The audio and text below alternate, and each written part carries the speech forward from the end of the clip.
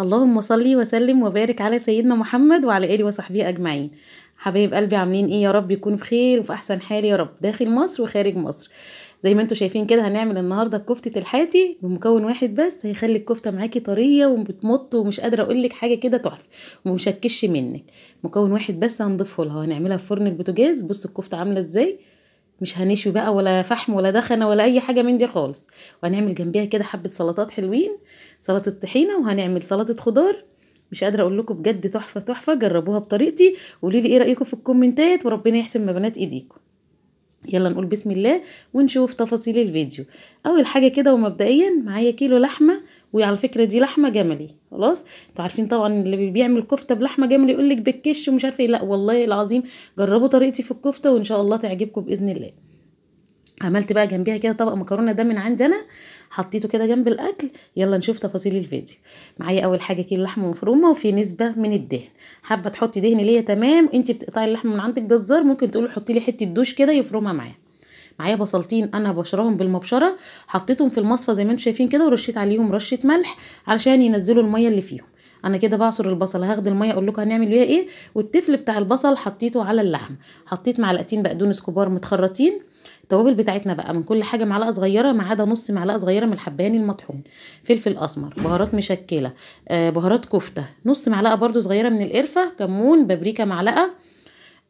اللهم ذكرني. والملح طبعا انتي بتظبطيه، وهكتب لكم كل المكونات في صندوق الوصف. معلقه كبيره من البيكنج باودر اللي هي خميره الحلويات، معلقتين كبار من الدقيق او الطحين. البيضه دي اللي هي ناديه هناخد البياض بس. خلاص ده المكون اللي بقول لكم عليه، هيخلي الكفته معاكي مش هتكش وهيخليها طريه جدا جدا، وكانك شويها على الفحم وجايباها من عند الحاتي من بره. كل المكونات الحلوه اللي انا ضفتها على اللحمه دي هقلبها كده تقليبه حلوه، وبعد كده هناخدها وش كده فرمه في الكبه. بفرمها علشان انا عايزه اللحمه بتاعتي ناعمه وكل المكونات دي تندمج كويس مع اللحمه. هحط بقى في الكبه كده، بس هحط حبه حبه علشان الكبه بتاعتي ايه تعبانه وعلى قدها. خلاص يلا كده ايه، سموا الله كده. واكتبوا لي بقى كومنت حلو منكم حبايب قلبي، ما تحرمش منكم ولا من كومنتاتكم الحلوه اللي بتشجعني. بفرح جدا جدا من اي حد بيقول لي انا عملت وصفه انت عاملاها وطلعت حلوه وبيشكر فيها. بجد والله العظيم تعليقاتكم دي بتفرحني قوي قوي قوي. ربنا يديمكم نعمه في حياتي وما تحرمش منكم ابدا، وتفضلوا بسند في ظهري طول العمر. كده خلاص اخدناها. بصوا نعمت ازاي، عايزاها تبقى ناعمه وتبقى تحس ان هي خيوط كده يا بنات. هكمل بقى بقيه الفرم برده بنفس الطريقه، بس هناخده على مرتين برده على قد الكب، عشان الكبه تلف فيه بس وتفرمها كويس.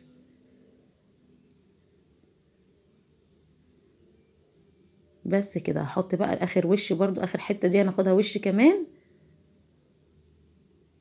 وعلى فكره انا حطيت نص معلقه صغيره من كربونات الصوديوم، بس مش عارفه الكاميرا ما جابتهاش او انا ما قلتش عليها. نص معلقه صغيره من كربونات الصوديوم. كده فرمنا اللحمه ونعمناها.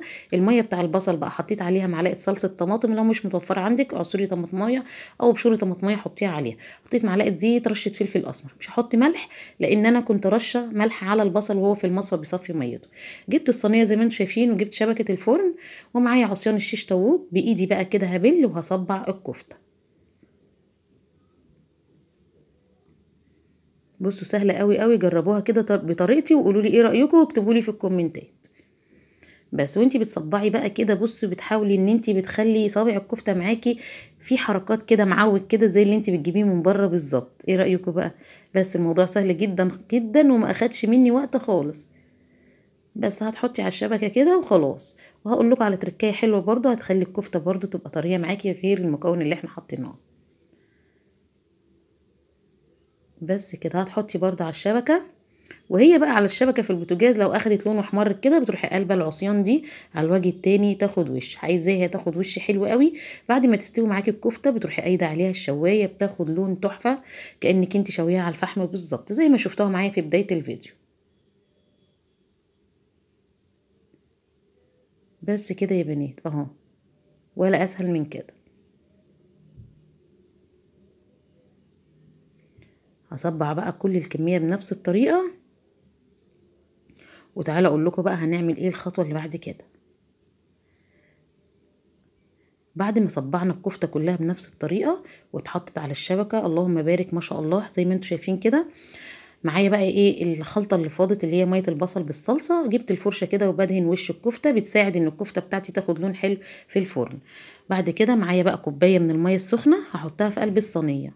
ممكن تحطي كوبايه او كوبايتين. خلاص، كوبايه الميه دي بتطري معاكي الكفته جدا جدا في الفرن. بس هدخلها بقى الفرن في الرف الاوسط على درجه حراره 200 وي. هي طبعا بتحب الفرن حامي. تعالوا بقى نعمل سلطه الطحينه. كنت انا قطعت سلطه الخضار، حطيت حوالي 5 معالق كده من سلطه الطحينه دي، جايباها سايبه من عند من السرجة وكده. حطيت عليهم عصرة ليمونة، حطيت معلقة صغيرة خالص من الخل، حطيت رشة كمون، حطيت ملح، حطيت معلقة من الثوم المفروم. دي بتفرق جدا جدا في سلطة الطحينة. معلقة صغيرة او نص معلقة يعني.